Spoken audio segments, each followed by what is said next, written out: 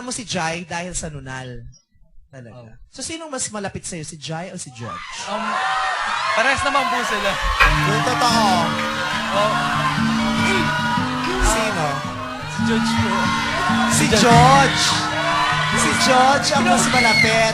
Kasi si Jai ang mas malapit si Alec. Oh my God! Alec is here! Naku na... Oh!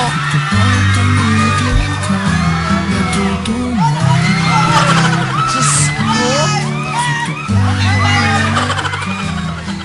Ito ang malinaw na PBB Teens!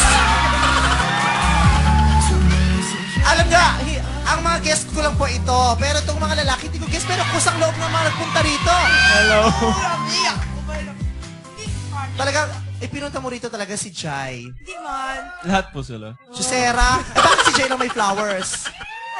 Share na sila. Share na. Share? Ay, hindi papayag si, si Roy na may ka-share. Oo, at ka dyan. Bakit crush mo si, si George?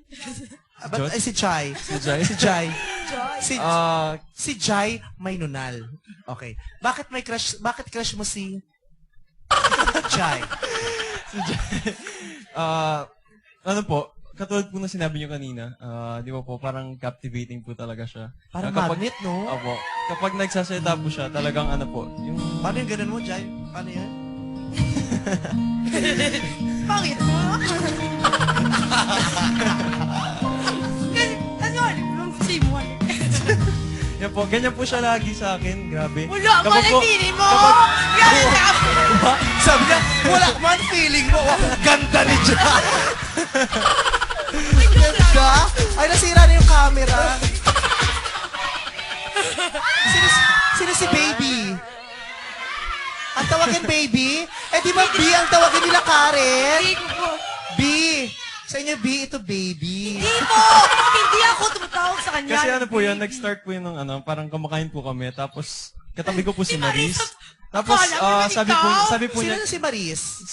yung taga Cebu po. Taga Cebu. Taga Cebu. Sabi ko kay Maris, hindi ba, di ba, papapingin ketchup? Tapos hindi po siya pinansin ni Maris.